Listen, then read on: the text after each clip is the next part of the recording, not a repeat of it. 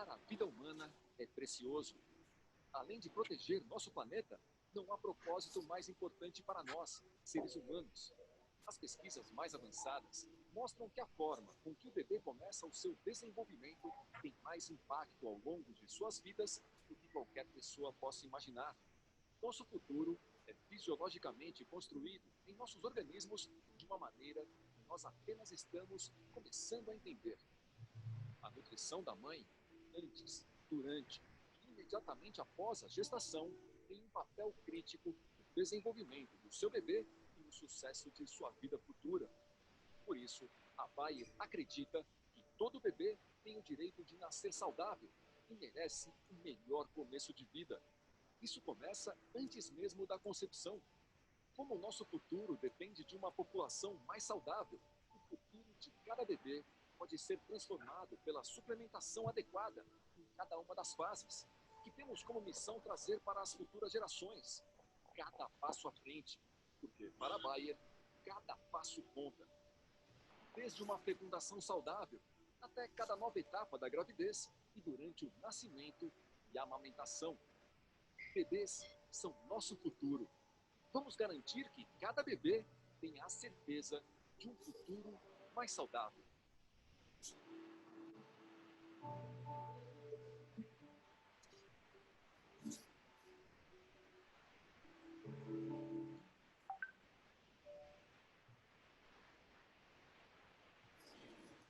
Bem, eu particularmente fico muito feliz que a Bayer tenha se engajado nessa campanha pela nutrição da gestante. Eu acho que isso faz toda a diferença e esse é o esforço que todos nós temos que fazer.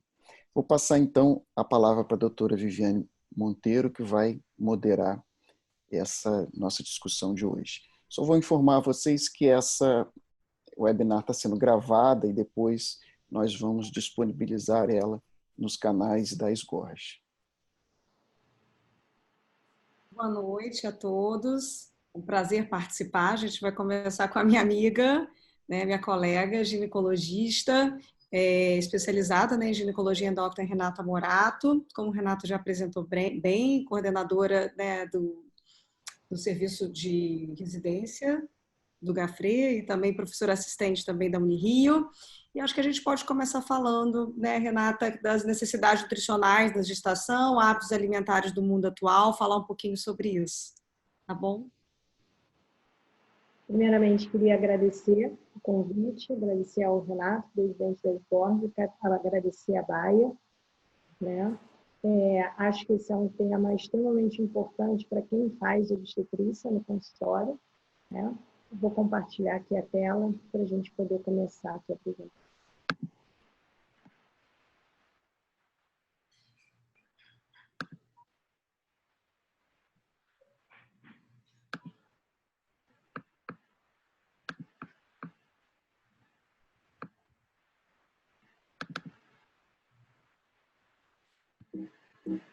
Desculpa. Só tentar aqui rapidinho.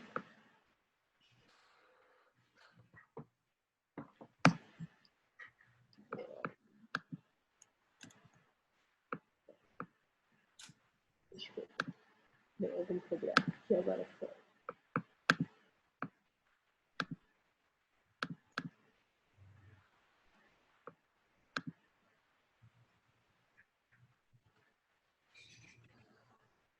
Foi?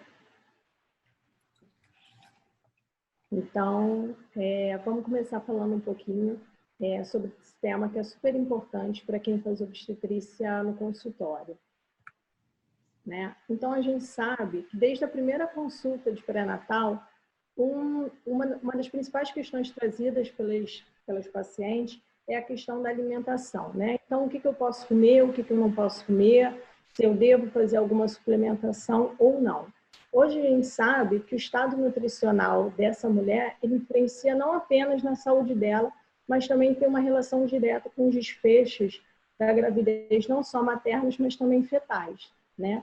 Na gestação, a gente tem um aumento das demandas nutricionais e uma boa nutrição, ela ajuda, né, a lidar com essas demandas extras, embora nem sempre apenas com a alimentação a gente consiga suprimir essas demandas extras impostas pela gestação. Então, como objetivo da nutrição na gestação, a gente conseguir equilibrar a obtenção de nutrientes suficientes para a gente poder apoiar um crescimento do feto, manter um peso adequado, né, e ter uma gestação saudável. Durante a gestação, a gente tem um aumento da demanda metabólica e isso implica automaticamente um aumento da ingesta calórica, né? Então, estima-se que a gente tenha uma estimativa de 80.000 quilocalorias para a gente poder, necessárias de forma acumulativa durante toda uma gestação a termo. Isso vai dar uma média, mais ou menos, de um acréscimo em cerca de 300 quilocalorias diárias ingeridas a mais pela gestante do que na não gestante. Entretanto, esse aumento da necessidade de ingesta, ele não é uniforme ao longo de toda a gestação, né? Então, a gente tem um aumento que é menor no primeiro trimestre, praticamente muito baixo, né? No segundo trimestre, essa demanda aumenta, e no terceiro trimestre, essa demanda aumenta ainda mais. Mas é sempre importante a gente saber que tem uma questão que é individual de cada paciente. A gente tem que levar em consideração algumas variáveis quando a gente fala em relação a esse aumento da ingesta calórica, né? Então, a gente tem que levar em consideração a idade, o índice de massa corporal pré-gestacional, o nível de atividade física que aquela gestante faz, e tudo isso vai influenciar. Quando a gente fala de alimentação na gestação, uma das coisas que vem direto na nossa mente é o ganho ponderal, né? Quem faz pré-natal sabe que um dos principais favores de boa parte das gestantes é subir na balança durante a consulta, né? Então, aquela história, aquele ditado de que a grávida deve se alimentar por 2, hoje a gente sabe que isso não é verdadeiro, né? Se ela alimentar o dobro do que ela deveria, isso pode, inclusive, ser prejudicial, né? Durante muito tempo, até metade do século XX, né, estimava-se um ganho de peso de até 9 quilos durante uma gestação. Entretanto, depois, alguns estudos foram mostrando que o ganho ponderal durante a gestação ele deve se relacionar com o índice de massa corporal pré-gestacional, né? Então, em 2006, né, a gente teve a liberação pelo Institute of Medicine das recomendações de ganho de peso e ela variava, né, e a gente pode ver que ela varia de acordo com o índice de massa corporal. Então, aquelas pacientes que têm, né, um baixo peso ou um peso normal, elas têm direito, vamos dizer assim, a ganhar mais do que aquelas pacientes com sobrepeso ou obesidade ao longo da gestação. E aí, nessa tabela, a gente pode ver a recomendação diária de algumas vitaminas e minerais necessários nas mulheres não grávidas, nas gestantes e nas pacientes lactantes, né? Com uma alimentação saudável, boa parte desses nutrientes a gente consegue ingerir. Entretanto, hoje em dia, a gente já viu que no mundo atual a gente tem um grande apelo, uma grande oferta, né, de alimentos nutricionalmente ruins, né? Então, a gente hoje tem os alimentos industrializados, ultraprocessados, então muitas vezes a gente não consegue adquirir tudo isso numa dieta, né? Mas ainda que a gente tenha uma excelente alimentação na gestação, existem alguns nutrientes que são necessários suplementação durante a gestação pelo aumento da demanda, especialmente o ácido fólico, né, e o ferro. O ácido fólico, para quem faz obstetrícia, né, está cansado de saber que é uma vitamina extremamente importante, principalmente no período pré-concepcional, né? Então, hoje, a OMS, diversos especialistas, eles já indicam a suplementação de ácido fólico de 400 microgramas no período pré-concepcional, pelo menos um mês antes de começar a tentar engravidar, e em algumas situações, como naquelas pacientes com história prévia de defeito de tubo neural, né, essa ingesta preconizada é maior, cerca de 4 miligramas. Hoje em dia, a gente já tem evidências bem robustas da associação entre a suplementação de ácido fólico pré-concepcional com a redução do risco dos defeitos de tubo neural. Em relação ao ferro, né, durante a gravidez, a necessidade de ferro praticamente dobra, né? A gente sabe que numa gestação normal é necessário cerca de 1.000 a 1.200 miligramas de ferro, né? 300 miligramas são transportados ativamente para o feto, para a placenta, né? 200 miligramas são perdidos nas vias de excreção, principalmente trato gastrointestinal, e cerca de 450 a 500 miligramas são utilizados para o aumento da massa eritrocitária. Né? Então, a gente sabe que ao longo da gravidez, a gente tem um aumento da volemia, né? Faz parte de uma das modificações do organismo materno, né? E esse aumento da volemia, ele é lento no primeiro trimestre, fica mais acentuado no segundo, né? E atinge um platô. Esse aumento da volemia, ele é composto não só por um aumento do volume plasmático, mas também por um aumento da massa eritrocitária. E esse aumento da massa eritrocitária, ele requer um ferro. Hoje, o que a gente tem é que 40% dos pacientes não tem reserva de ferro, ou seja, tem uma ferritina abaixo de 30. E 80% a 90% tem uma reserva de ferro que é insuficiente para atender o aumento da demanda necessária na gestação. O que isso significa? Que para a gente poder acompanhar esse aumento da massa eritrocitária que é necessário durante a gestação, a gente precisa de uma suplementação, porque só com a alimentação e com as reservas de ferro, normalmente essas demandas elas não são atendidas, né? Então, estima-se hoje que a recomendação diária é de uma suplementação de cerca de 30 miligramas de ferro elementar diariamente numa gestação normal, né?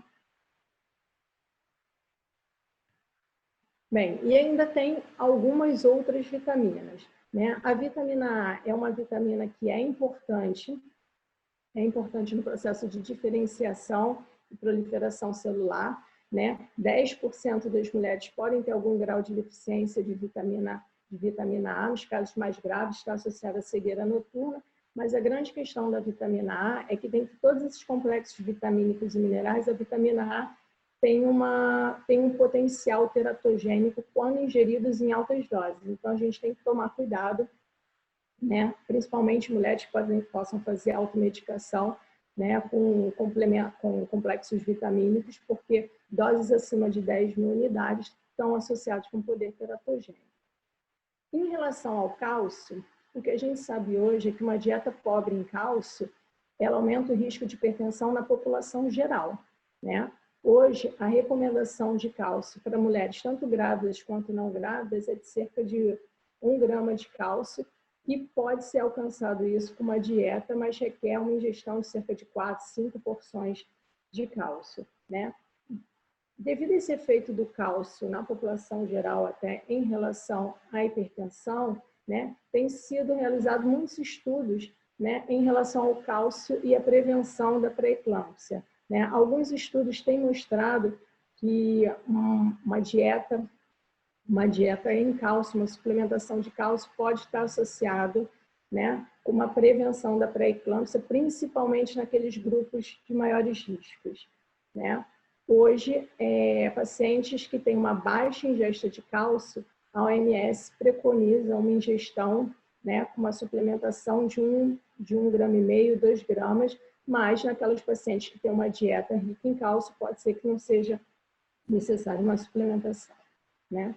A vitamina D é uma vitamina lipossolúvel, né, que é extremamente importante na homeostase do cálcio, aumentando a absorção do cálcio, né? Participa do processo de mineralização e crescimento ósseo, né? A vitamina D hoje parece que a deficiência de vitamina D nas gestantes, principalmente de alto risco, podem ser mais frequentes do que a gente imagina, né? Não existe uma recomendação para rastreio universal, mas em gestantes de alto risco, né, eventualmente pode até ser realizado um rastreio e ser identificado, avaliado e tratado, né? O ômega 3 é um ácido, que é importante no desenvolvimento neurológico, né? Então, alguns estudos observacionais identificaram, né, uma associação entre uma alimentação rica em peixe, que é um dos principais alimentos, o principal alimento fonte de ômega 3, né? Então, alguns estudos observacionais identificaram uma relação entre alimentação rica em peixe e um melhor desenvolvimento neurológico na prole, né? Por conta disso, hoje a recomendação é que uma gestante tenha uma ingestão de pelo menos 2 a 3 porções de peixe semanal, né? E baseado nessa relação, né, tem se falado, né, numa suplementação com ômega 3 naquelas pacientes, né, baseado nesses estudos observacionais, né, tem se sugerido uma suplementação naquelas pacientes que não têm uma alimentação adequada. E aí, quando a gente vai falar do padrão alimentar no mundo atual, porque tudo que a gente está discutindo em termos de avaliação de nutrição, de suplementação, né, ela envolve também o padrão alimentar do mundo atual. Hoje, a gente está tendo uma mudança muito rápida, especialmente nos países emergentes, né, onde aqueles alimentos in natura ou minimamente processados, eles estão perdendo espaço para os alimentos industrializados, ultraprocessados, que são alimentos que têm um alto teor calórico, né, e que muitas vezes têm um baixo valor nutricional, né? E com isso, vem aparecendo como consequência um aumento importante na prevalência de diversas doenças crônicas que antigamente eram mais prevalentes numa idade mais avançada e que a gente está vendo isso se aproximando para idades cada vez mais jovens, né? Então, eu trouxe aqui um gráfico que dá para a gente acompanhar a prevalência de obesidade no Brasil entre 2006 e 2018. Né? Então, em um pouco mais de 10 anos, a gente quase que dobrou, né, a prevalência da obesidade no Brasil. E isso traz grandes repercussões, não só para a saúde do indivíduo, mas para a própria saúde coletiva, né, com todas as implicações que a obesidade traz, né?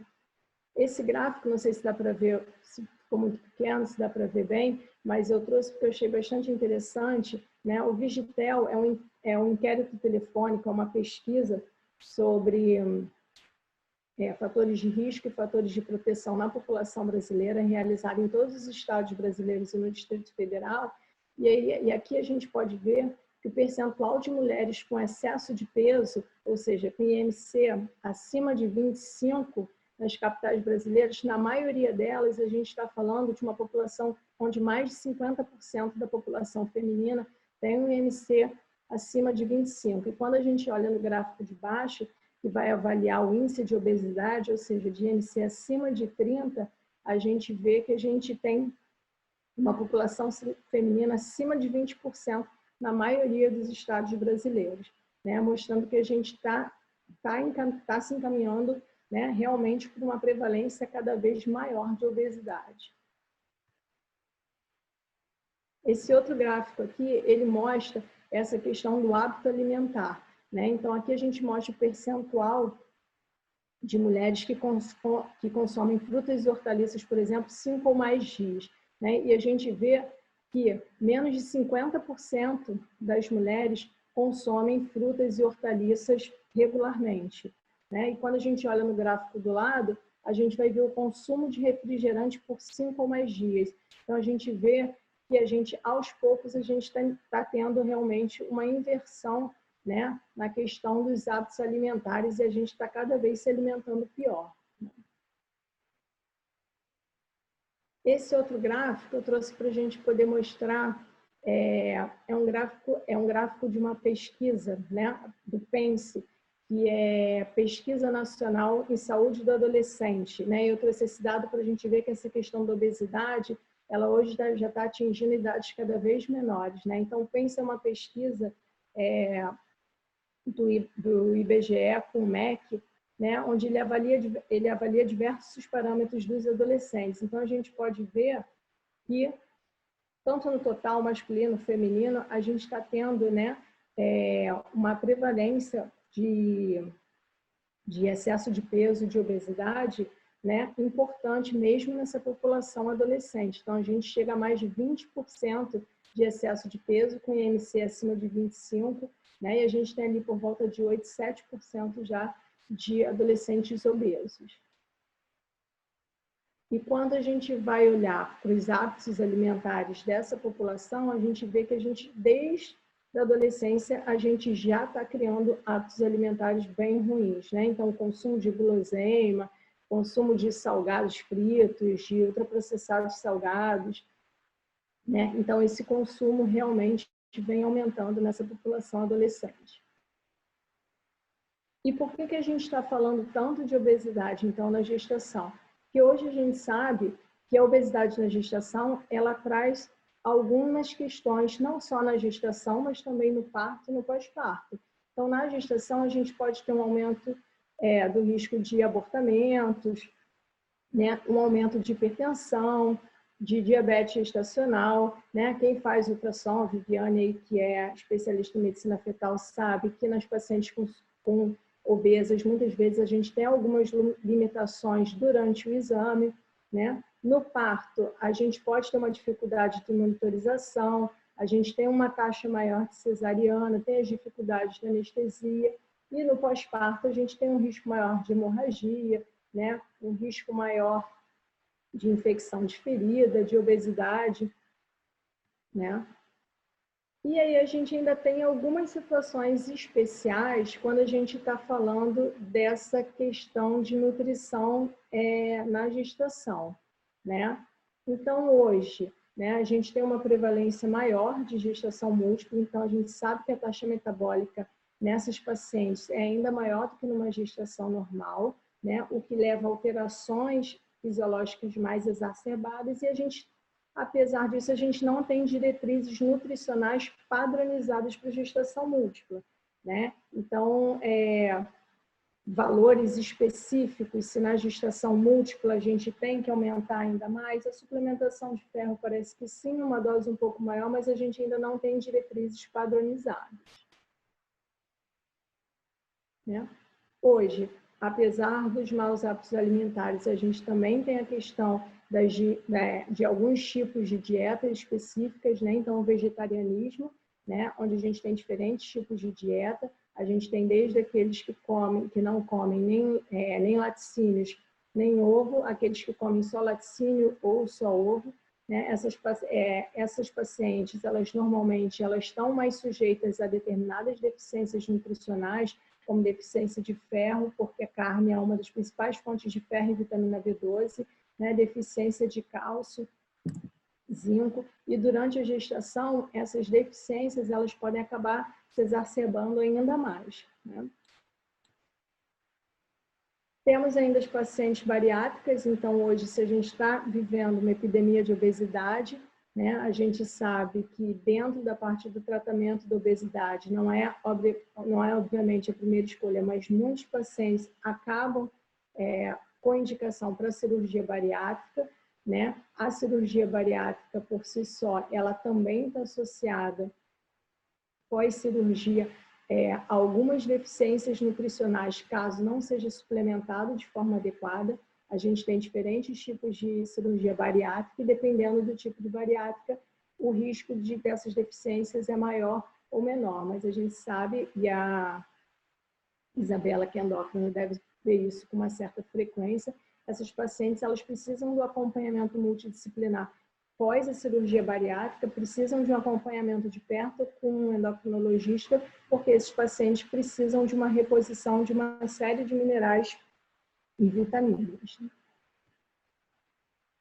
Bem, em relação aos distúrbios alimentares, eu não vou entrar muito porque vai ser o tema da próxima aula, mas a gente sabe que nos casos de distúrbios alimentares, a gente tem déficits nutricionais que podem interferir ali no crescimento e no peso fetal, então sempre exige um acompanhamento de equipe multidisciplinar, né? Por que eu coloquei esse slide? Porque hoje, né, a gente tem que tomar muito cuidado com a questão das redes sociais, principalmente na adolescência.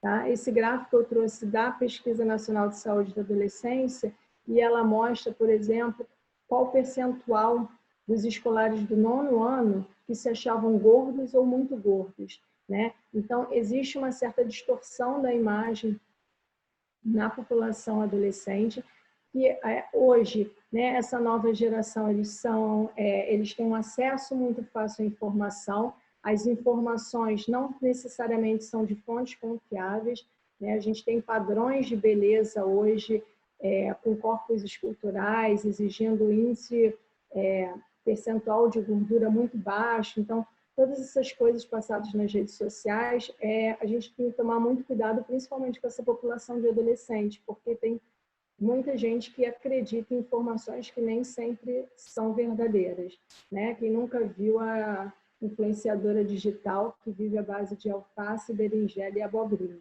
né? E o adolescente realmente acredita em tudo isso. E aí, por último, né, para terminar, né, o segredo, então, para uma gestação saudável seria um ganho de peso controlado, uma ingesta adequada de vitaminas e minerais, né, obviamente evitar bebidas alcoólicas, tabagismo e substâncias prejudiciais, e uma alimentação saudável. E aí é isso que eu tinha para falar. Passo a palavra aí para a doutora Viviane. Obrigada, doutora Renata. Foi ótimo. Depois a gente vai voltar aí com algumas perguntinhas. Eu queria passar agora, né, a voz para a doutora Isabela, mestre doutora em endocrinologia, para falar um pouquinho, né, para a gente exatamente sobre a questão, abordagem sobre os transtornos alimentares, enfim. Isabela, pode dar seguimento. Bem, muito obrigada. Primeiro, realmente gostaria de agradecer o convite. Muito obrigada, Renato, pelo convite para estar aqui discutindo, enfim, com a plateia. Acredito que interdisciplinar, mas predominantemente de ginecologistas obstetras, né, sobre um assunto que me é muito, me agrada muito, né, enfim, eu trabalhei durante muitos anos com transtornos alimentares, já desde o início da fundação do Grupo de Obesidade e Transtornos Alimentares, no Instituto de Psiquiatria da FRJ, numa época em que a gente não falava sobre isso, em que a gente via o sofrimento das pacientes sem um mínimo recurso, né, do ponto de vista diagnóstico, do ponto de vista terapêutico. Então, eu sou muito sensível a esse tema, né, a essa matéria, e é um prazer estar dividindo isso aqui com vocês, numa população especialmente vulnerável, né, que são as pacientes grávidas e os próximos, né, bebês, os, enfim, futuros serizinhos que estão sendo gerados. O meu vídeo tá correto? Vocês estão me vendo bem? Sim, né? Tá. Então, acho que vamos começar aqui com o compartilhamento da tela.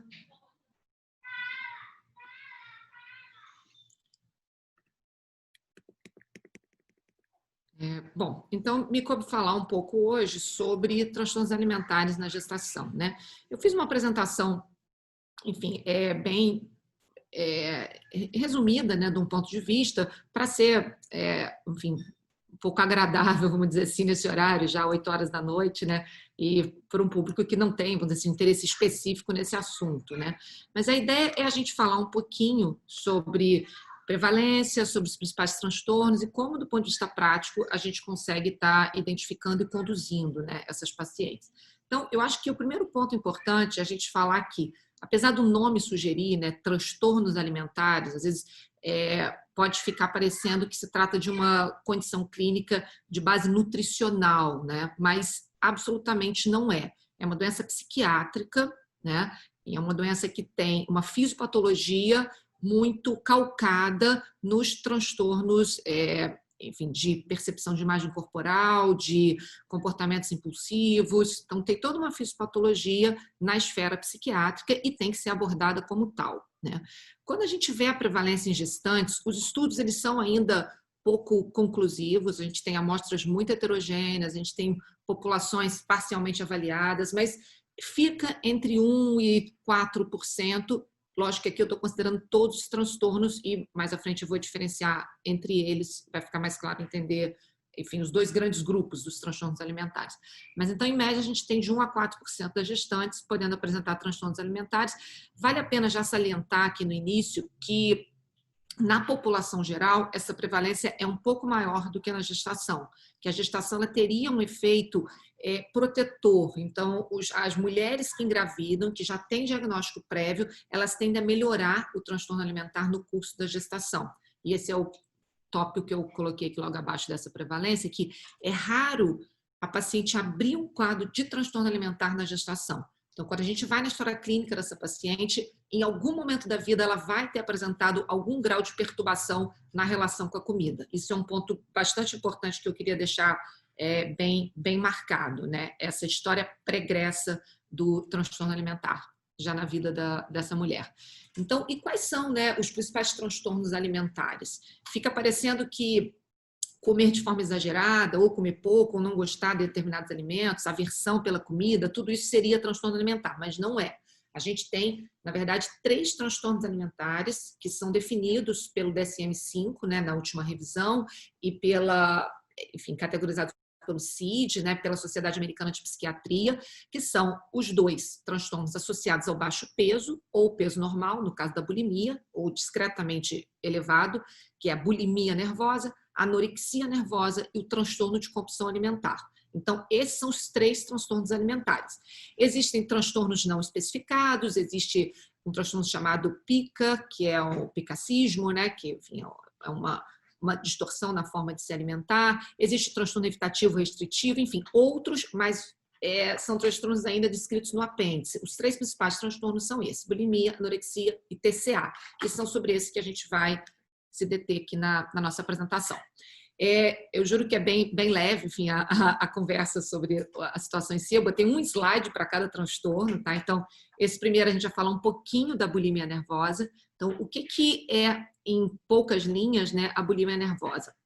A bulimia nervosa, ela se caracteriza por um transtorno alimentar onde existe, num primeiro momento, uma dificuldade em relação a se controlar o impulso para a comida. Existe uma perda da capacidade de você modular a ingesta alimentar. A paciente, ela tem um episódio de compulsão alimentar seguido de um episódio compensatório. Então, em poucas linhas, esse seria o diagnóstico da bulimia nervosa. Então, é um episódio de compulsão alimentar que é sucedido de um mecanismo compensatório. E aí vale a pena a gente salientar aqui que, do ponto de vista mais geral, existe uma sensação de que bulimia nervosa é comer e vomitar. Não é isso.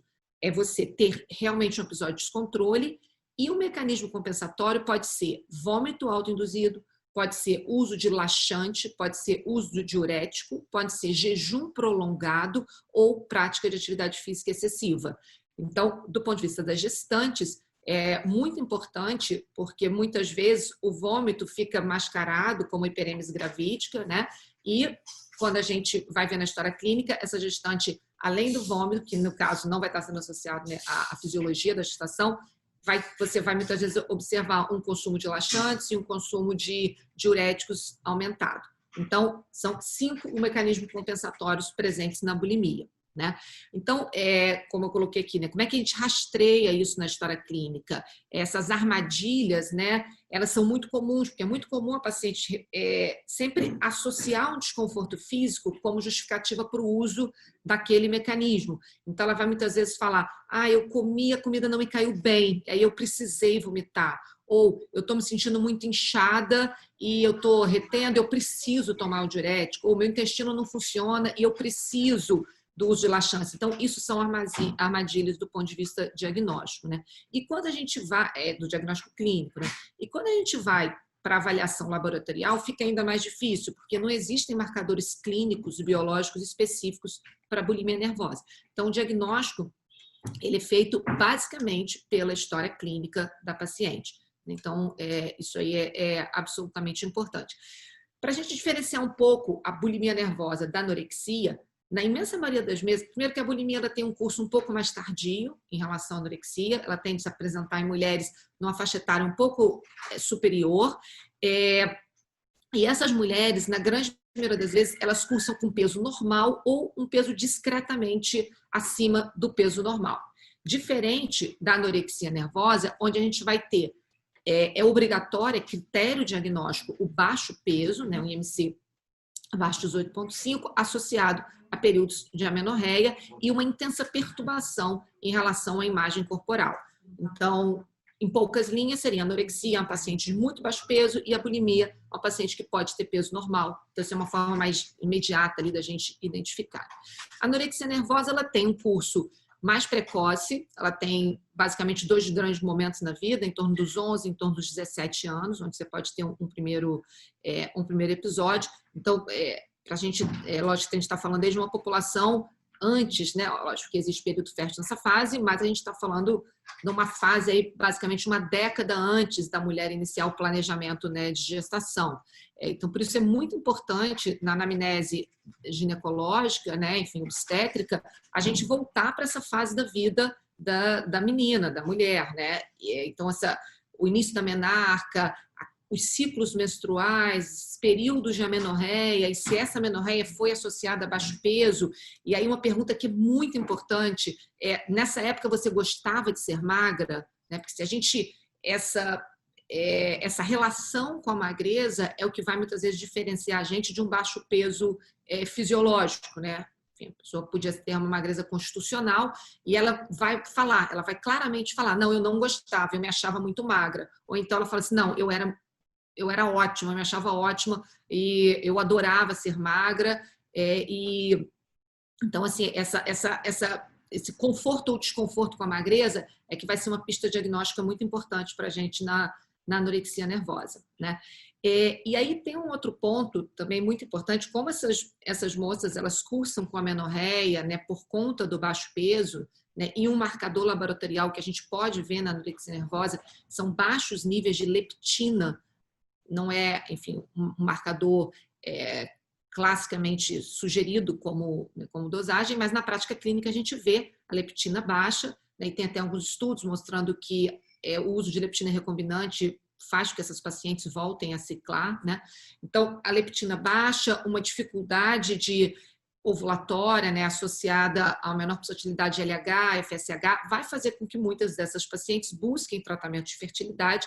Tem alguns estudos que mostram até uma prevalência de 17% de pacientes com transtornos alimentares em população que busca tratamento de fertilidade. Então, isso aí também é uma outra pista diagnóstica, né? E essa história clínica, né, bem construída, é que vai ajudar no sentido da gente identificar a presença desse transtorno, como eu coloquei previamente, né, na saúde dessa mulher. E aí a gente entra no transtorno da compulsão alimentar, que é o oposto dos transtornos, né, relacionados ao medo de engordar, a um grande desconforto com a imagem corporal, né? O transtorno de compulsão alimentar, ele tem uma forte associação com a obesidade. Então, os pacientes, em população de pacientes obesos, a gente chega a ter prevalências superiores a 30%. Então, lógico que isso aí é proporcional ao IMC. Quanto maior o IMC, maior é a presença do transtorno da compulsão alimentar.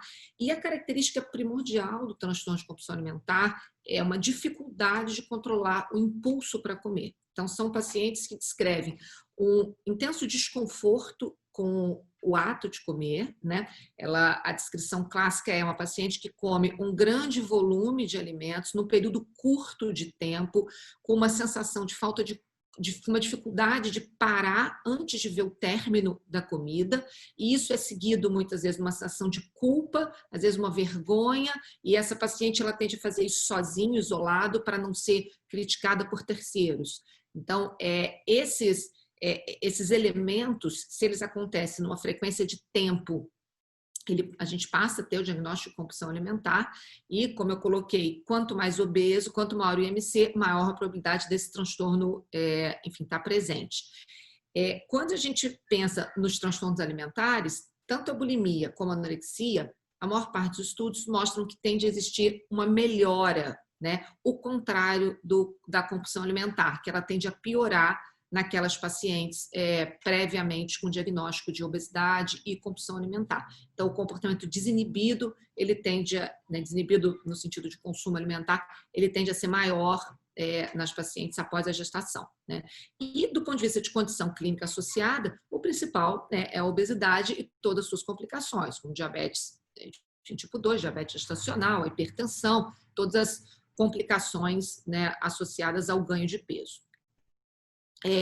Esse aqui é um estudo brasileiro e eu achei interessante trazer, né, mostrando a prevalência em população brasileira do transtorno de compulsão alimentar. Como eu coloquei para vocês, 17,3%. Então, vejam que é absolutamente elevado, né? Então, isso é muito importante, porque quando a gente está conduzindo uma paciente, e até mesmo do ponto de vista endócrino, quando a gente está conduzindo uma paciente com diagnóstico de obesidade, se eu não identifico a presença da compulsão alimentar, a chance de eu não ter sucesso nesse tratamento é muito grande.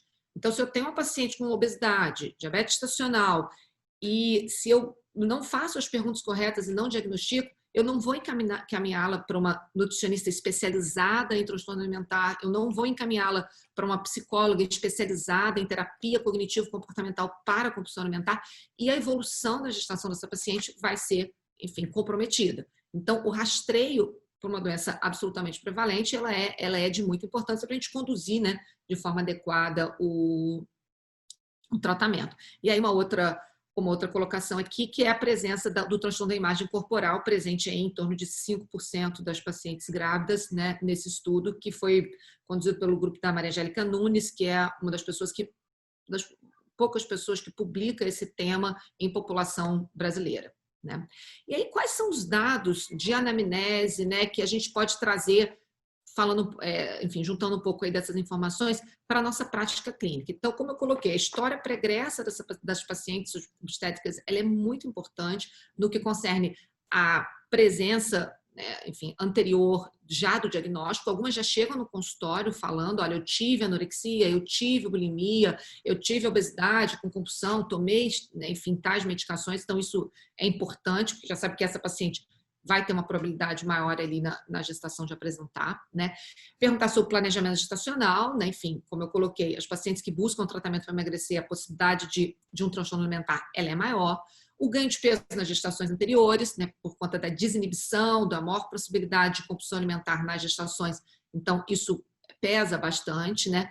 Perguntar sobre a preocupação com a imagem corporal, o medo de engordar, frequência de náuseas, vômitos, que isso aí já vai me dar uma pista para a possibilidade dessa paciente estar desenvolvendo sintomas bulímicos, né?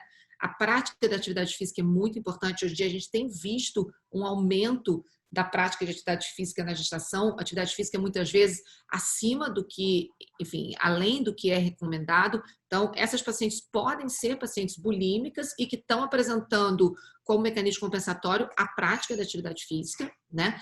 E também a relação com a comida, né, o quão seletiva, né, o quão restritiva essa paciente é do ponto de vista de escolhas, né, de alimentos. E aí, quais sinais e sintomas que eu preciso estar atento, né, durante enfim, a consulta clínica, enfim, gineco-obstétrica, né? A paciente que não ganha peso em 2 consultas subsequentes, principalmente no segundo trimestre, ela precisa ser rastreada para transtorno alimentar. Né? Uma paciente que tem uma hiperêmese gravídica sustentada, que tem no exame clínico corrosão de esmalte dentário, perda de qualidade de fâneros, perda de massa magra, uma queda capilar muito acentuada. Então, fatores aí clínicos dermatológicos que chamam atenção, essa pior qualidade, né, que, lógico, vai estar refletindo as carências nutricionais, né? Distensão gástrica, uma paciente que se queixa muito de sintomas gástricos, é uma paciente que merece um olhar ali mais diferenciado, infecções recorrentes, né? E muitas vezes também pacientes que têm lipotímia, né, hipotensão, porque isso pode estar indicando vômitos, desidratação, ou diarreia por uso de laxantes. Então, consciência cardiovascular também. Mas o mais importante é a gente deixar claro que não existem marcadores específicos para o transtorno alimentar, seja fora da gestação ou da gestação. Então, só um alto grau de suspeição é que vai fazer com que a gente consiga fazer o diagnóstico dessas mulheres. E aí tem 2 perguntas que são interessantes, que a gente aqui no Brasil tende a ter um pouco de inibição, assim, de perguntar tão diretamente, né, para a paciente sobre o que ela pensa sobre a doença dela, mas isso é uma recomendação do NIH, que a gente faça 2 perguntas como screening, né, nessas pacientes. Quando a gente suspeita, a gente pode perguntar: você acha que você tem problemas para se alimentar? Você acha que você tem transtorno alimentar? E a outra pergunta é: você se preocupa excessivamente com o seu peso? Então, são perguntas muito diretas e que vão trazer pistas para a gente. Se a paciente responde sim, eu me preocupo, eu estou muito desconfortável com minha barriga, eu não estou gostando do formato dela, eu acho que minha coxa aumentou, eu acho que... Então, isso aí já é um alerta, né, bastante importante para a gente. E aí, como a Renata colocou, né, a questão do ganho ponderal, ele não é aquela, né, enfim, visto de forma estanque, né? Então, é 1 quilo, aquilo, né, como durante um período a gente usou, né? O ganho ponderal ele vai estar sempre correlacionado ao IMC prévio dessa paciente. Então, para IMCs maiores, eu tenho uma perda menor, e para IMCs menores, eu posso ter uma perda maior. Então, quando a paciente foge um pouco disso, também é uma outra pista clínica que faz eu aumentar o meu grau de suspeição para um possível transtorno alimentar. Aí, lógico, ganhando mais do que o devido, transtornos associados a maior ingesta calórica e ganhando menos que o devido, transtornos associados a uma restrição ou uma purgação, né, como mecanismos de evitar o ganho de peso. E a grande problemática, né, enfim, o motivo da gente se preocupar com a presença dos transtornos alimentares na gestação é justamente porque eles concorrem com complicações obstétricas e complicações associadas à vida do neonato, né? Então, a gente pode ter os extremos de peso, né, ou pequeno para a idade gestacional, ou bebê GIG, né? GIG no caso das pacientes com ganho de peso, com diabetes gestacional, e aí, lógico, essa hiperglicemia materna, né, gerando aí feto macrossômico, e o pequeno para a idade gestacional, naquelas pacientes com uma carência proteico-calórica que vai cursar com um hipodesenvolvimento, né, fetal. Existe um aumento de risco de infecções, porque a desnutrição ela é um fator de imunomodulação, de resposta celular, resposta humoral, então você tem um aumento de infecções nessas pacientes, infecções fúngicas, infecções urinárias, né? Tem um aumento da taxa de abortos, enfim, nas pacientes, principalmente com transtornos restritivos, né? As complicações obstétricas, parto prematuro, e aí uma complicação bastante importante, que a gente já deve se preparar para ela, né? Como eu coloquei no início, o transtorno alimentar ele não é um transtorno nutricional, né? Não é um transtorno clínico, ele é um transtorno psiquiátrico, e na imensa maioria das vezes, a gente vai ter alguma outra comorbidade associada ao transtorno alimentar. Então, a probabilidade da gente ter um transtorno alimentar associado com um transtorno de ansiedade, com um transtorno depressivo é muito alta. E a chance dessas mulheres terem depressão pós-parto, quando a gente analisa, né, enfim, grávidas saudáveis sem transtorno alimentar, ela é muito maior, e todos os desdobramentos que a depressão pós-parto pode trazer, né? E considerando aí a saúde fetal, né, tem alguns estudos atualmente mostrando um comprometimento neurocognitivo fetal bastante significativo nas pacientes com anorexia e bulimia nervosa. E aqui foi um outro estudo também que avaliou justamente isso, né? Esse desenvolvimento neurocognitivo em bebês nascidos de mães com transtornos alimentares. Então, foi um N pequeno, a grande maioria dos estudos, né, de transtornos alimentares em grávidas são Ns pequenos, né? Então, é um assunto ainda embrionário, ainda é um assunto que merece mais atenção, né, da comunidade científica. Tem algumas discussões, mas discussões ainda, por isso eu, enfim, fico tão feliz de estar discutindo isso aqui no âmbito da Sociedade de Ginecologia e Obstetrícia. Ainda a gente tem que mobilizar muito esforço nesse sentido para trazer à tona essa discussão. Então, assim, foi um estudo que comparou pacientes com transtornos alimentares ativos versus aquelas que tinham histórico de transtorno alimentar pregresso e pacientes controles, né? Então, enfim, um N aí de aproximadamente 58 pacientes, né? E os recém-natos, eles foram avaliados na primeira semana pós-parto e até 1 ano de vida. E o que foi visto é que existia um pior desenvolvimento motor e neurocognitivo tanto no grupo das pacientes com transtorno alimentar ativo como naquelas com história de transtorno alimentar pregresso. Provavelmente aí nas questões que Renata colocou, as pacientes que já entraram numa gestação com parâmetros de desnutrição, por mais que elas não apresentassem sintoma na gestação, elas têm um background de substratos, micronutrientes muito menor, e isso aí de alguma forma pode estar impactando na saúde desses bebês. E o tratamento, né, também em poucas linhas, né, como é que é feito o tratamento dessa situação? Quem deve manejar prioritariamente um transtorno alimentar fora do âmbito obstétrico, né, é o psiquiatra, né? O psiquiatra ele é uma peça-chave nesse momento, e a gente sabe também da resistência que todas as pacientes têm de aceitar, enfim, a introdução do psiquiatra numa abordagem interdisciplinar, né? Então a gente tem que ter uma conversa muito clara, uma conversa muito próxima, e mostrar realmente os riscos, os benefícios, para que ao menos uma avaliação psiquiátrica seja feita, né? Não que essa paciente mereça medicação psiquiátrica, muitas delas não podem, né? Inclusive pelas questões obstétricas, mas tem algumas pacientes que podem preencher critérios de medicação farmacológica, né? E aí a fluoxetina ela entra como medicação, e existem outras medicações também, mas ao menos uma avaliação psiquiátrica deve ser feita, né? a psicologia, dentro da estratégia de terapia cognitivo-comportamental, a gente consegue remissão em torno de 50%, tem estudos que mostram, né, remissão de até 50% das pacientes com transtorno alimentar, que são submetidas a TCC, terapia cognitivo-comportamental, durante a gestação. Então, é uma abordagem que deve ser sempre muito enfaticamente indicada, né? E a nutricionista, a endocrinologista, enfim, o especialista que lide com a questão alimentar e do ponto de vista do cálculo proteico, calórico, né? Isso aí tem que ser quem tenha essa habilidade, né? Quem tenha esse dia a dia, porque senão a gente corre risco de piorar ainda mais a situação, e isso na prática a gente vê acontecer. É muito comum as pacientes com transtorno alimentar não aceitarem os especialistas de transtorno alimentar e sim quererem ter profissionais não especialistas, porque isso é uma forma dela manter o transtorno não tratado, né? Isso é muito importante a gente ter isso na nossa, enfim, como primeiro ponto aí, né? O paciente com transtorno alimentar, tirando a compulsão alimentar, bulimia e anorexia, muitas vezes ela não quer ser tratada, ela quer manter a situação, né? Ela não tem o reconhecimento da gravidade da situação.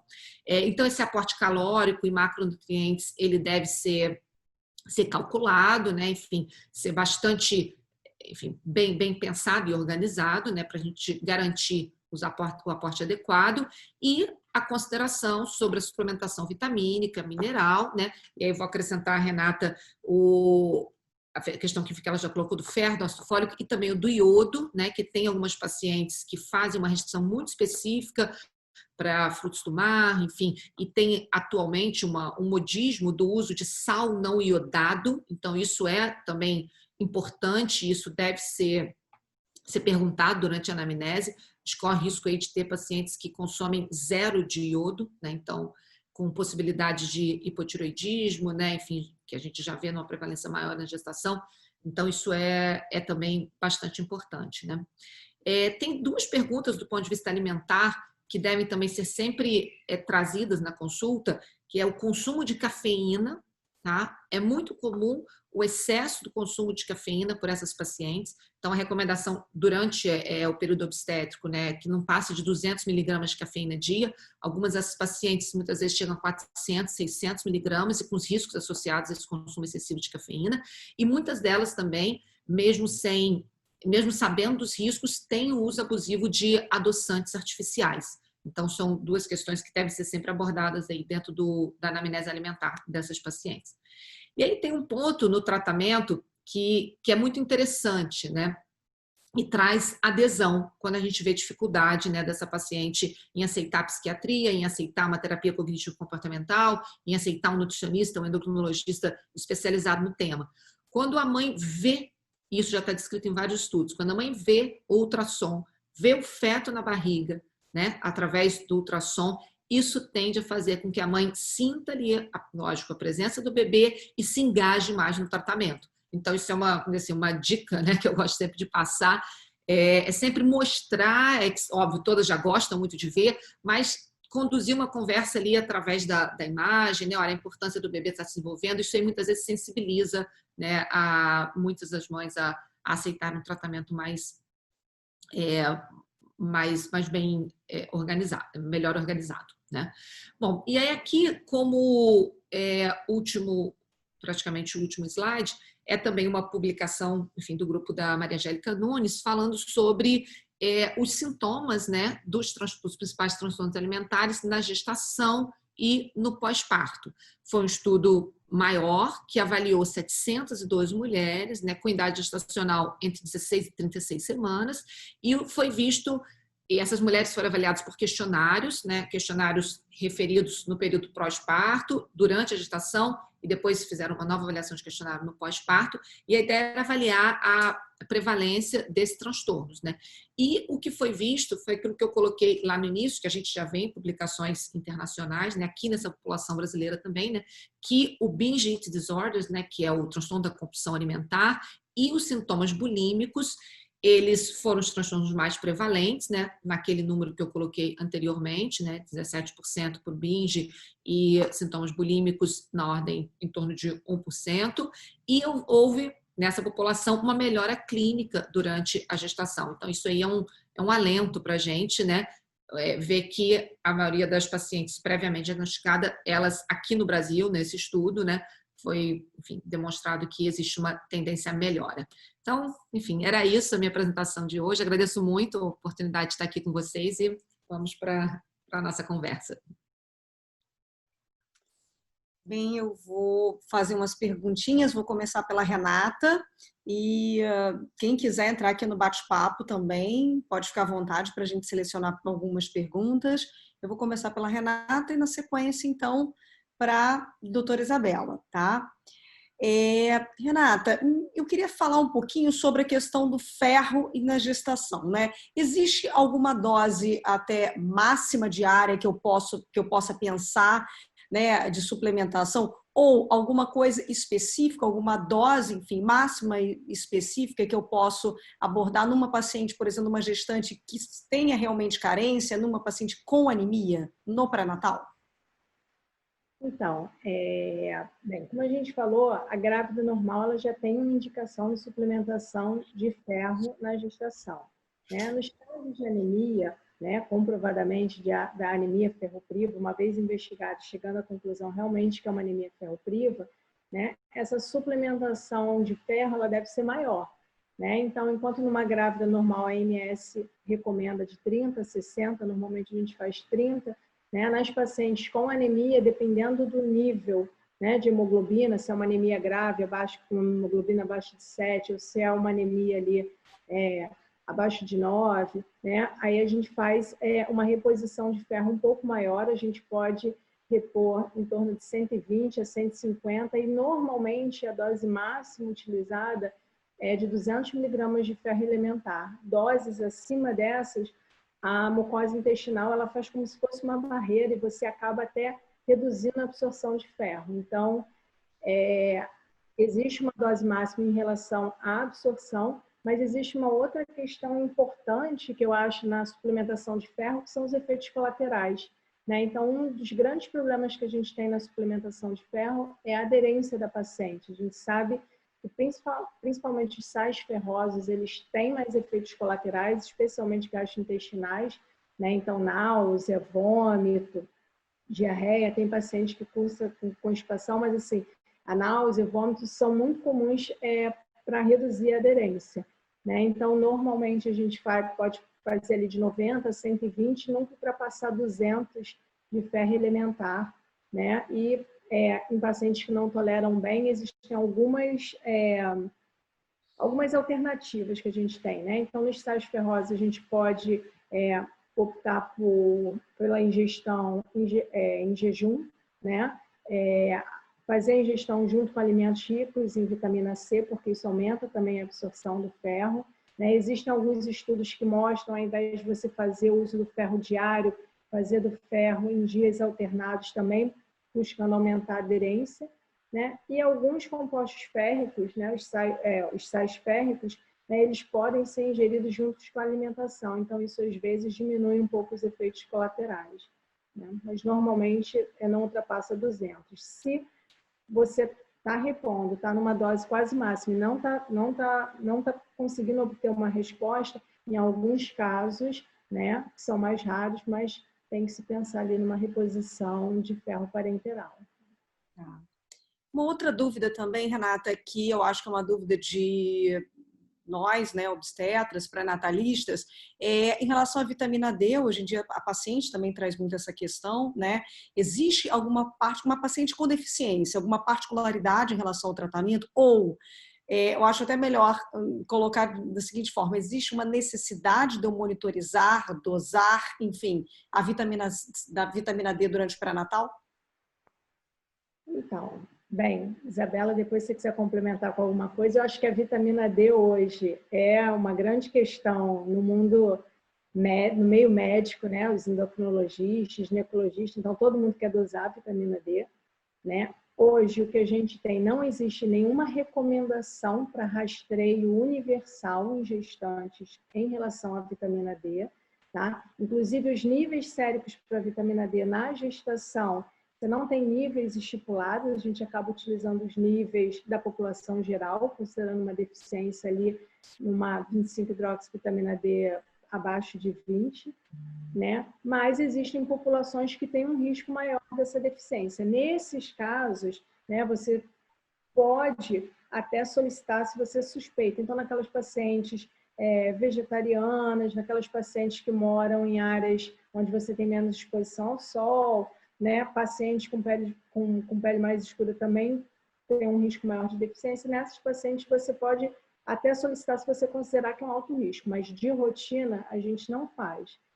E uma vez identificada a deficiência de vitamina D, e aí a Isabela me corrige se eu estiver falando alguma bobagem, né? Hoje em dia os especialistas recomendam uma reposição de 1.000 a 2.000 unidades, né? E a dose segura máxima considerada na gestação seria 4.000 unidades, e não se faz em gestante aquelas doses que os endocrinologistas fazem em casos de deficiência, onde a gente faz uma dose de ataque muito alta por 6 semanas, porque não tem estudos que mostrem a segurança dessas altas doses de vitamina D. Não sei se a Isabela quer complementar alguma coisa.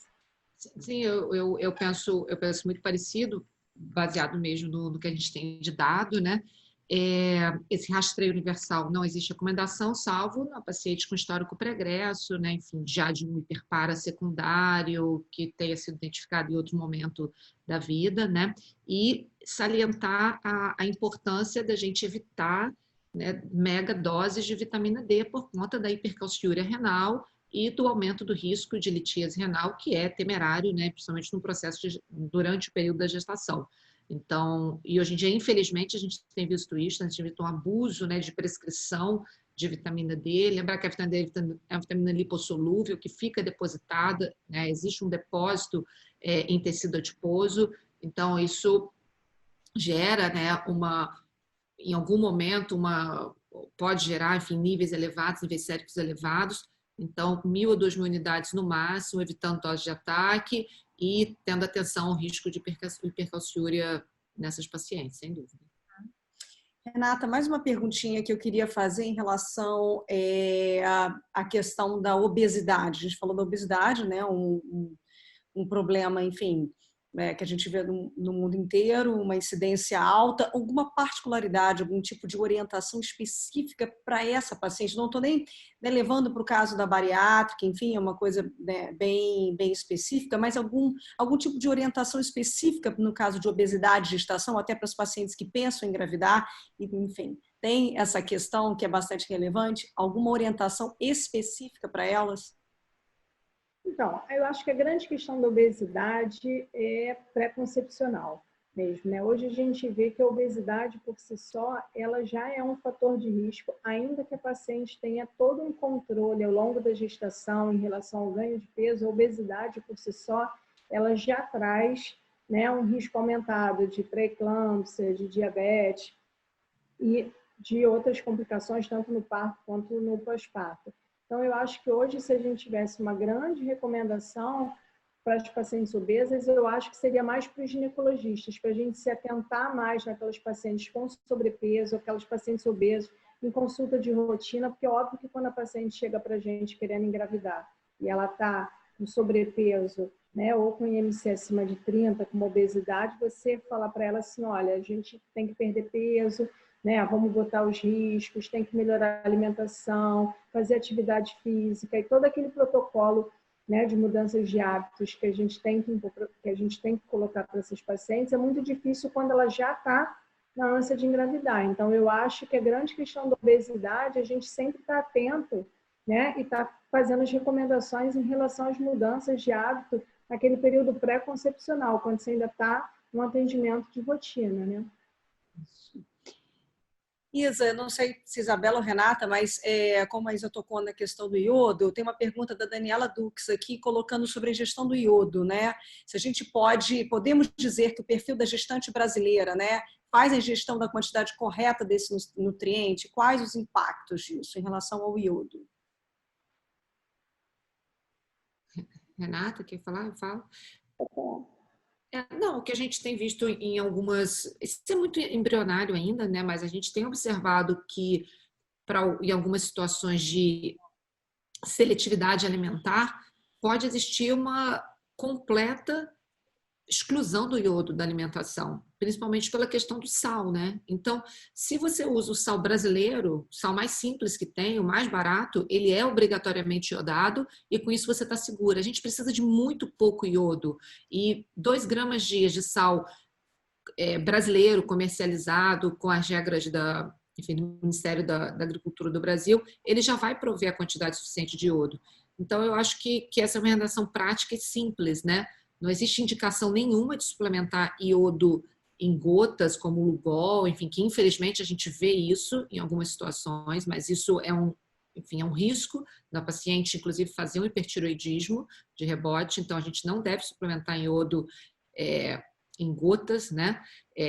Vitaminas, concentrados de iodo, isso não, mas a gente deve garantir um aporte mínimo que é muito bem alcançado com ingesta mínima de 2 gramas de sódio dia, mas sal brasileiro. Não precisa comprar sal caro, sal chique, nada disso. Sal o mais barato possível. Isabela, queria fazer uma perguntinha para você. Assim, nós estamos aqui, né, num grupo de obstetras, né, ginecologistas, e você, como sendo de outra especialidade, do seu ponto de vista endócrino, que tipo de orientação você poderia dar para nós, pré-natalistas, diante de uma paciente, ou seja, nós que não somos especialistas, né, em transtorno alimentar, enfim, da especialidade, que tipo de sinal a gente poderia, numa consulta de pré-natal, que tipo de dado, uma vez que o transtorno alimentar, muitas vezes, ele é uma coisa escondida, velada, né? Que tipo de dado, de percepção a gente poderia ter numa consulta de pré-natal, né? Numa captação, né? De detectar aí o que está acontecendo, né? Então, assim, eu acho que o mínimo de uma anamnese alimentar vale a pena ser feita num primeiro momento. Então, perguntar como é que é seu café da manhã? E aí você já começa a observando a partir disso. Se você percebe que ela é muito seletiva, se ela é muito detalhista, você vai falar, não, eu só como isso. Por exemplo, eu como sempre um ovo mexido, aí ela descreve o que ela põe, aí ela diz que é o horário. Então, esse grau de detalhamento já chama atenção. Né? A rigidez, a pouca flexibilidade em termos de escolhas. Você pergunta, e o final de semana? Quando você não, doutora, do final de semana eu como certinho, tudo a mesma coisa. Fala assim, mas se todo mundo estivesse alimentando assim, não, mas eu levo a minha comida. Então, se é uma pessoa que leva comida, que não aceita socializar, que tem um nível de controle muito grande em relação a mínimos detalhes da alimentação, perguntar como é que ela está se sentindo, se ela tende a pular refeições, né? Então, isso é muito importante. Fala assim, não, mas às vezes eu estou sem fome, eu não como. Então, isso aí já te chama atenção. Então, se ela está cumprindo as refeições, né? Se ela está pulando as refeições, como é que ela se sente depois que ela se alimenta? Então, você tem uma referência muito grande, eu me sinto mal depois de tudo que eu como. Isso já chama atenção, né? Se ela está vomitando, como é que está sendo o vômito? Se ela sai da mesa para vomitar, isso também já chama atenção. E as pacientes bulímicas, isso é um comportamento muito característico. Depois que ela come, ela não consegue nem esperar o outro momento, né? Ela tem que imediatamente vomitar, então de sair da mesa e ir imediatamente ao banheiro, né? Então, são o grau de desconforto com a imagem corporal. É sempre importante perguntar como é que você está se sentindo, né? Então, a pessoa fala, estou me sentindo muito mal, esse ganho de peso com a gestação está me deixando muito nervosa, muito ansiosa. Isso já traz. Então, são perguntas ali na esfera da relação com a comida e na esfera da percepção da imagem corporal que vão te trazer pistas diagnósticas, né? É uma outra pergunta que eu queria também fazer, Isa, uma questão assim, falou um dado muito interessante, que é a questão muitas vezes da remissão, né, da questão do transtorno alimentar durante a gestação, a bulimia, a gente vê muito esse comportamento, mas isso a gente traduz também, né, para os outros transtornos, para a anorexia nervosa, por exemplo, né, isso também é visto, é observado, e em relação ao puerpério, existe uma piora do quadro, se mantém essa melhora, né? Enfim, exatamente até pela percepção corporal, a volta, né? A questão da imagem, o abdômen, enfim, mais flácido, a mama lactante. Então, como é que esse comportamento no meio do pós? A gente vê mais depressão pós-parto, por exemplo, nessas pacientes? Né? Então, enfim, primeiro que os estudos não são 100%, não são unânimes, né? Mas eu diria que a tendência enfim, a gente vê o maior número de estudos mostrando remissão. Tá? Na minha prática clínica, eu tenho, enfim, um número razoável de pacientes, principalmente com bulimia, acompanhados na gestação, e eu diria que, na minha prática, 70% delas tiveram remissão durante o período gestacional. Então, na bulimia e na anorexia também a gente tende a ver uma estabilização do transtorno durante o período da gestação. O pós-parto, a gente vê uma piora. A gente vê uma piora não só do sintoma alimentar, como também do que a gente chama da psicopatologia associada, seja um transtorno de ansiedade, seja um transtorno depressivo. Então, é por isso que é muito importante esse rastreio, porque o rastreio do transtorno alimentar, a gente vai ver a consequência materna, a gente vai ver a consequência no feto, e a gente já vai também estar se preparando por uma possível deterioração da saúde mental da mãe. Então, porque a psicopatologia associada ela é muito, muito comum. Tem que ser investigada e tratada da mesma forma. Eu queria puxar uma vírgula na questão, hoje em dia, a gente tem um aumento muito grande, e a questão da reprodução assistida, um aumento maior de gestações utilizando métodos como fertilização in vitro, enfim, e um comportamento, muitas vezes, dessa paciente, que procura uma clínica de fertilidade, a gente vê um comportamento, um percentual alto, em torno de 20% aí, desse movimento, com pacientes com algum tipo de transtorno alimentar. Então, essa paciente, uma vez engravidando, eu queria que você falasse um pouquinho sobre isso, sobre essa paciente que tem transtorno alimentar, ela engravidou por reprodução assistida, enfim, como lidar muitas vezes com as questões dessa mulher durante o pré-natal, assim, que tipo de atenção ela merece? É uma paciente que já vai entrar com cuidado maior, talvez consultas mais próximas, talvez já engajar uma nutricionista especializada desde o início, ter uma avaliação do ponto de vista de psicologia especializada no assunto. Então, se ela já vem com histórico de baixo peso, de amenorreia, de indicação de fertilização por, enfim, baixo peso, ciclos anovulatórios, se a indicação for essa, já é um paciente para a gente ficar realmente mais atenta e já incluir, desde as primeiras consultas pré-natais, a equipe interdisciplinar, porque senão a gente perde a oportunidade nesse primeiro e entrando no segundo, terceiro, segundo trimestre, a gente pode detectar um não ganho de peso, como eu coloquei, no segundo trimestre, mas aí já se passaram 4 meses. Então, essa história clínica na primeira consulta obstétrica, se já me traz esses dados, eu já incorporaria a equipe interdisciplinar e pelo menos como pareceristas, para ir acompanhando essa paciente, porque lá na frente isso aí pode aparecer de forma mais significativa. Tem uma pergunta aqui da Rosângela, não sei se a Renata pode responder, a Isabela também, que ela queria saber um pouquinho sobre a questão de pacientes pós-bariátricas, a questão de suplementação para esse perfil de paciente. Renata, seu microfone está desligado. Bem, essas pacientes são pacientes que muitas vezes elas já chegam na gestação com deficiências nutricionais. Então, as pacientes pós-bariátrica, elas têm que fazer um acompanhamento com o endócrino, elas fazem suplementação de rotina, principalmente dependendo do tipo de procedimento que foi realizado. Então, aqueles procedimentos, hoje em dia a gente tem um dos procedimentos mais utilizados, que é o bypass in Y de rua, e é um dos que causa maiores déficits nutricionais. Então, essas pacientes, normalmente já necessitam de um acompanhamento com suplementação, E o que a gente vê, e eu acho que a Isabela deve acompanhar até mais isso, mas quando a gente chega, muitas vezes a gente atende pacientes pós-bariátricas que engravidaram, mas que já largaram todo o acompanhamento, Então, elas já atingiram aquele peso que elas queriam ou chegaram em um determinado peso, durante um tempo elas fazem o acompanhamento e depois elas param completamente, deixam de fazer qualquer tipo de suplementação. Então, elas já chegam na gestação com um déficit muito grande, que é agravado ainda mais quando você tem o aumento das demandas na gestação. E aí, nessas pacientes, obviamente, a gente tem que individualizar, porque vai depender do que você está atendendo, a gente precisa de uma reposição, uma atenção especial ali para a vitamina B12, para o ferro. Essas pacientes muitas vezes têm uma intolerância, e tem até problemas de absorção de ferro. Então, às vezes, esses pacientes precisam ficar fazendo ferro parenteral,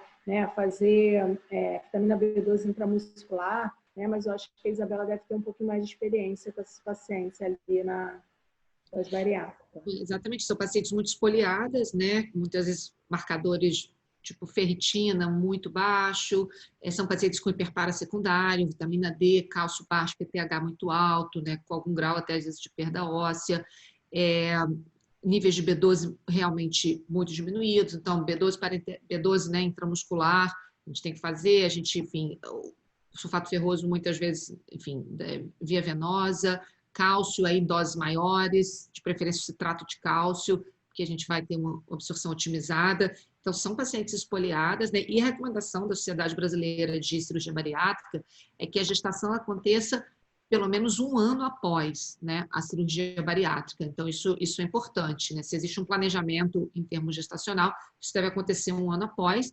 e que essa paciente esteja sendo acompanhada do ponto de vista médico, nutricional, né? Enfim, antes da gestação, idealmente, mas o que acontece é isso. Em algumas situações, elas chegam sem nenhum tipo de acompanhamento e a gente tem que agir rápido, muitas vezes via parenteral, para conseguir repor as deficiências, né? Isabela, uma coisa muito, eu acho que fazendo um comparativo, a gente está falando da bariátrica, muitas vezes uma deficiência de absorção, e daquela paciente, por exemplo, com transtorno alimentar com dietas muito restritivas. Que tipo de suplementação a gente poderia falar sobre isso?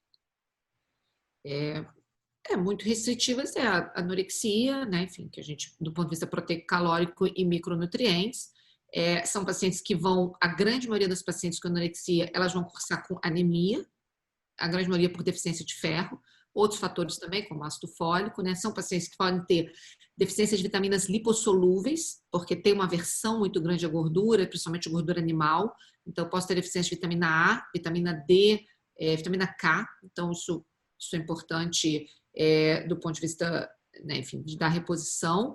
E muscular também, né? Tem uma perda de massa magra muito significativa. Então, são meninas que às vezes não têm uma ingesta mínima proteica dia e eu posso precisar suplementar proteínas, aminoácidos, na forma líquida, né? Preparos de proteicos, se tiver uma dificuldade muito grande na aceitação do volume alimentar, né? E aí tem outros transtornos, tem um transtorno muito interessante chamado transtorno evitativo restritivo, que no primeiro momento parece anorexia, né? Que a anorexia ela é evitativa restritiva, mas a grande diferença é que não existe a preocupação com o peso, não existe a perturbação com o peso.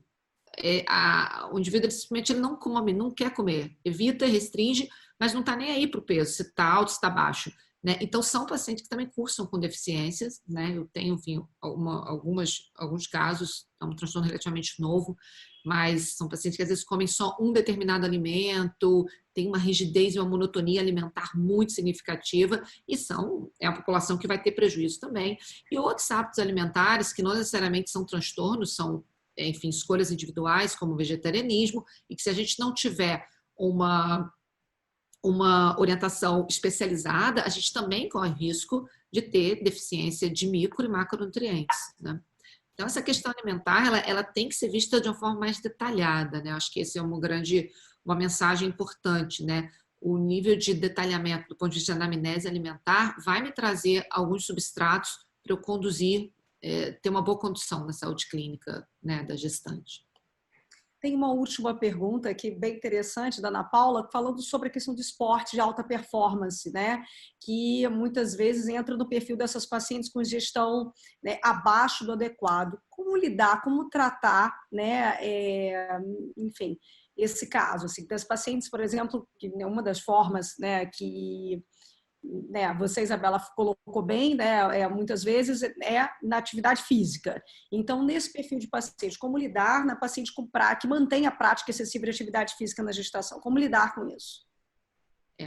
Eu acho que vai ser muito da motivação que a paciente está tendo para fazer aquela atividade. Então, essa é uma pergunta importante. Por que você faz? Porque você quer se sentir mais leve? Porque você não quer ganhar peso? Porque você acha que comendo que você está tendo descontrole e depois está precisando compensar com exercício? Então, essa é uma pergunta-chave, né? A motivação para aquela prática de atividade física. Se é uma paciente bem adaptada, que está dentro, né, do que lhe é familiar, eu, no primeiro momento, não me preocuparia, seguiria, enfim, as recomendações da obstetrícia, que eu confesso que eu não sei exatamente quais são, mas seguiria as recomendações. Mas essa perturbação com a prática da atividade física é que vai me chamar a atenção para um possível mecanismo compensatório usando o exercício, né, com essa finalidade. Então, é intensidade, frequência e o sentimento associado. Essa que é a grande questão. Bem, a gente está chegando a quase 1h30 de webinar. Eu também gostaria de agradecer muito, né, a oportunidade de estar aqui, pela Sgorge, pela Bayer, com as minhas amigas, com o Renato, que é o meu orientador, tem que puxar sardinha para isso também, meu chefe. Enfim, gostaria de Renata, Isabela e, obviamente, o Renato, as considerações finais, né? Enfim, desse bate-papo que, para mim, passou super rápido, saber essa quase 1h30. Então, Renata, pode falar, depois Isabela e Renato, obviamente, que à vontade, né, depois para finalizar a nosso webinar. Queria agradecer, mais uma vez, pelo convite, agradecer ao Renato, a Baia, né? Concordo plenamente com você, acho que acaba passando rápido, né? A gente no início acha que pode ser que seja uma coisa muito longa, né? Que não tenha muita coisa para falar, mas as coisas vão aparecendo, vão surgindo. E queria agradecer aqui a presença de todos e agradecer o convite. Enfim, para mim foi um prazer estar aqui com vocês, né? Enfim, discutindo um tema que eu gosto muito. Parabenizar a Renata pela apresentação, enfim, excelente, enfim, pelas colocações, a Viane, agradecer ao Renato o convite e, enfim, é isso. Obrigada. Bem, eu é que tenho a agradecer aí o apoio de vocês e a presença, principalmente dos participantes até esse horário aí, com a sala cheia, né? Então, muito obrigado a todos. Eu queria só fazer um pequeno comentário nessa questão, falou-se bastante da coisa do bariátrica, e a gente tem uma sensação, a gente que faz essa parte mais de medicina fetal, de que essas pacientes elas acabam tendo uma maior prevalência de defeitos de tubo neural. Então, eu acho que essas pacientes das bariátricas especificamente, elas precisam de um planejamento gestacional. E é uma coisa que a gente dificilmente enxerga, porque elas começam a curtir aquele corpo mais magro, né? E elas engravidam rapidamente, sem planejar. Então, as pessoas que lidam com isso precisam estar atentos para esse tipo de questão, para elas engravidarem num período em que as coisas estejam bem equilibradas por conta dessa questão toda aí da deficiência nutricional, o impacto que isso pode ter na programação fetal como um todo, em especial nos defeitos do tubo neural. Eu quero aproveitar para agradecer aí a Ana Paula, que é da Bayer, e ela é uma entusiasta com essa questão nutricional. Eles têm feito um trabalho muito bacana, com uma produção de um livro só sobre nutrição. Eu tenho muito a agradecer. E eu tinha promovido ela para palestrante, mas eu acho que ela não aceitou, não. Eu queria que ela desse uma palavrinha final, mas fica aqui nosso agradecimento a vocês, aos participantes, e a gente então caminha para o final, vai ficar gravado, eu vou disponibilizar o link aí em mais 24, 48 horas, o link está disponível. Obrigado, Viviane, foi excelente. Estou pensando até em te colocar no lugar da Fátima Bernardes aí. Tá bom, então, pessoal. Muito obrigado. Uma boa noite a todos. Boa noite.